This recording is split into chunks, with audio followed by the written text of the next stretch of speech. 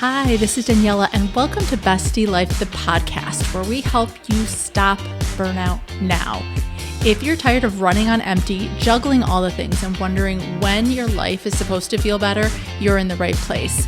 This show is your go-to space for real talk and practical strategies to help you protect your energy, create balance, and actually enjoy the life you're working so hard for. You'll get a mix of solo episodes and honest conversations with guests. My goal is to help you feel less alone, more empowered, and way more in control of your time and energy and well-being. So let's get into it.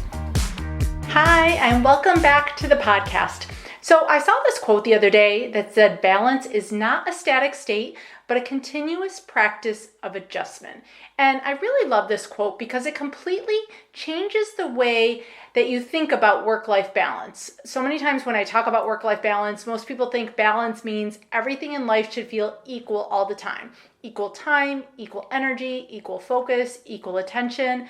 But if you ever tried to actually live that way, you already know it's impossible. And I totally agree because life isn't static. Your workload changes, your energy changes, your family's needs change, unexpected things happen on the daily, stress levels shift, seasons change.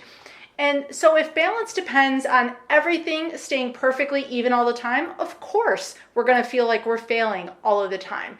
And I think that's why so many people feel frustrated when they hear the phrase work-life balance, because they've been chasing a version of balance that doesn't actually exist.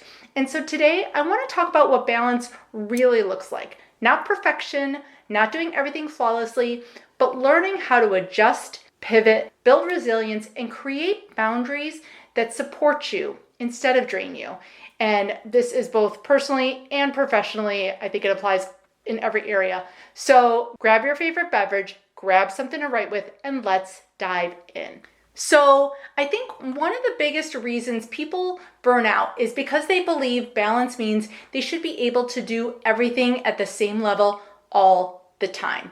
And they try and do it by showing up fully at work and then being completely present at home, exercising consistently, eating perfectly, getting enough sleep, responding to every single message, as well as keeping the house organized, maintaining relationships, and taking care of themselves in the midst of all of that.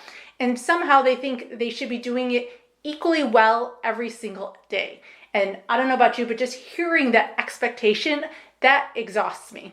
And real life doesn't operate in a perfect, balanced way with all these neat little categories. So for me, I know some weeks my career requires more from me. Other weeks, your family needs more attention. Sometimes your body tells you to slow down. And sometimes you're just navigating stress, grief, changes, uncertainties, all sorts of emotional things. And so balance in this situation in real life is not about maintaining equal output in every area all the time. It's about recognizing what is needed in the moment without completely abandoning yourself in the process. And that's the difference when you think about it. And honestly, that shift changes everything because it gets rid of so much of the guilt that people carry when life feels uneven. Because uneven doesn't automatically mean unhealthy.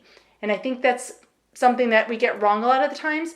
It just means that you're simply adapting. So let's dive into that a little bit more. Because like I said, when I talk about balance, I talk about it from these 4 pillars: how you adapt, how you pivot, how you have resilience, and boundaries. So let's talk first about adaptability, because healthy people are not people who never experience stress. Stress is a normal part of everyday life. But healthy people are the ones who know how to respond to stress. And there's a huge difference there. And so when you're adaptable, it means you can recognize when something is no longer working, and you're able to then make adjustments before burnout happens. You're able to be flexible without losing your cool and losing your priorities, as well as you know when to push and when to pause, which is so important and often overlooked. And honestly, as people, we're just never really taught these skills. We're just expected to kind of know how to do them. And I've seen so many times, so many professionals were rewarded for overworking, for saying yes to everything, for pushing through exhaustion, for ignoring their own stress signals, because that's what gets stuff done. That's what on paper outwardly can look successful. But eventually your body, your mind, it catches up with you and it forces you to stop in some way. And the reality is, constantly operating at that maximum capacity, that's not balance. That's survival mode. And that's never a healthy place to stay in for too long. We all go there occasionally. We all need to spend periods of time there. But living there on the daily is not going to be healthy for you. Balance actually requires recovery. You think of how many athletes, as part of their training programs, have a rest day built in, and that is not, a sign of slacking off or being lazy. That's intentional. That's part of their success plan. So balance requires recovery. It requires that self-awareness and honesty to be able to be flexible like that. And so sometimes, yes, balance can look productive, but sometimes balance looks like rest. Balance looks like saying no. Balance looks like asking for help. And that's that adjustment part that I think we need to be cognizant of when we're being adaptable, when we're pivoting, when we're doing those kind of things. Because that's where we build some of that resilience, our ability to bounce back, as well as then that last part, my favorite part, those boundaries. Because we can't talk about balance without talking about boundaries. I always say it's one of my favorite B words. Because boundaries, they're not a bad thing. They get a bad reputation. They're seen as a no, as a negative. But boundaries are actually what protect your energy from being constantly consumed by everyone else's priorities. And I think a lot of people misunderstand boundaries. They think boundaries are selfish, rigid, harsh, unkind.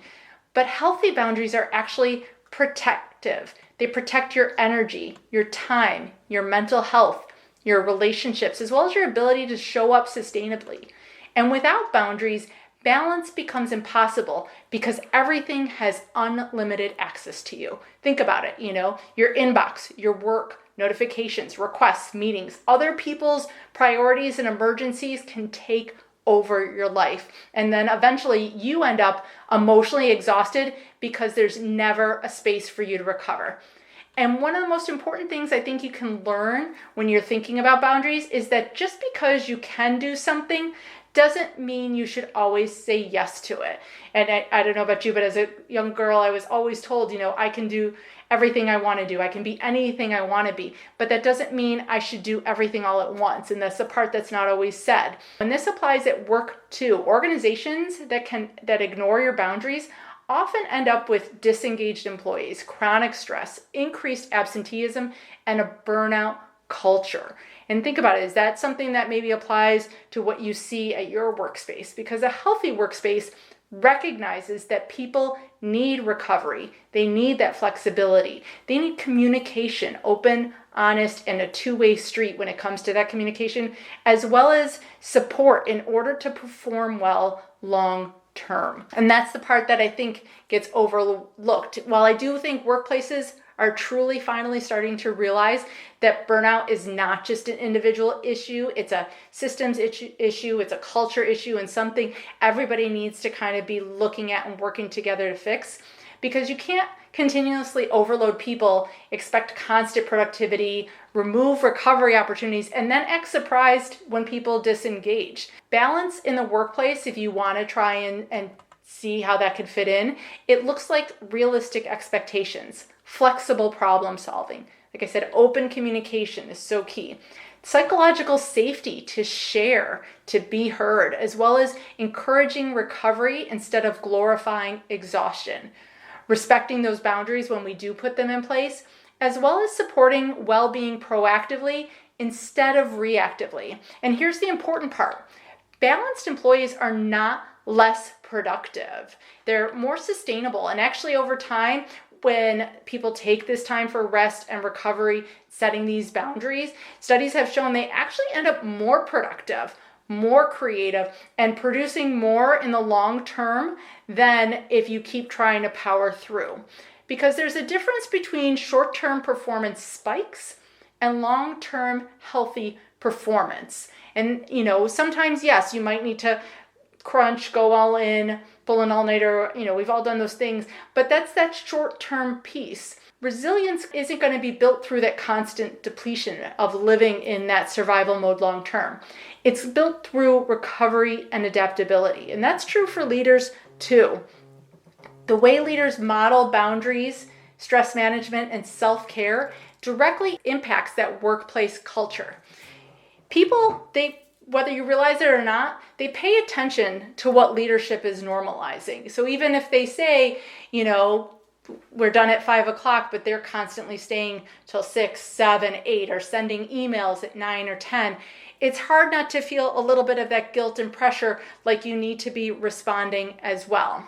So when we talk about work-life balance, if you take anything away from today's episode, I want it to be this: that balance is not about getting everything perfect.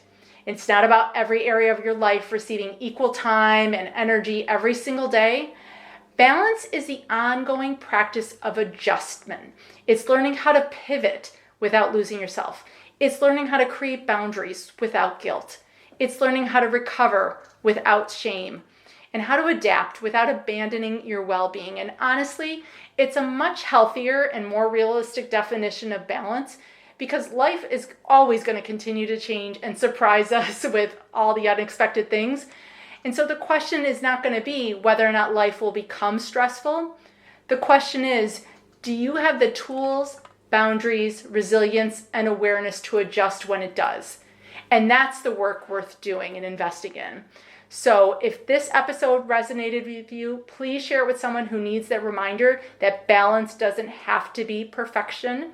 And if you're looking for support in building healthier habits, stronger boundaries, and sustainable success without burnout, then reach out to me. I would love to share with you, whether it's some free resources or we could work together in the exhausted to empowered formula.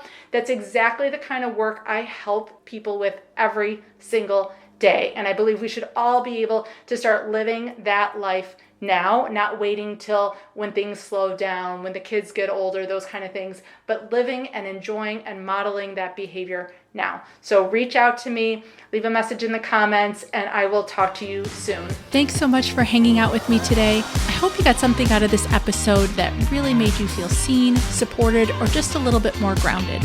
If you have any questions or thoughts, I'd love to hear from you.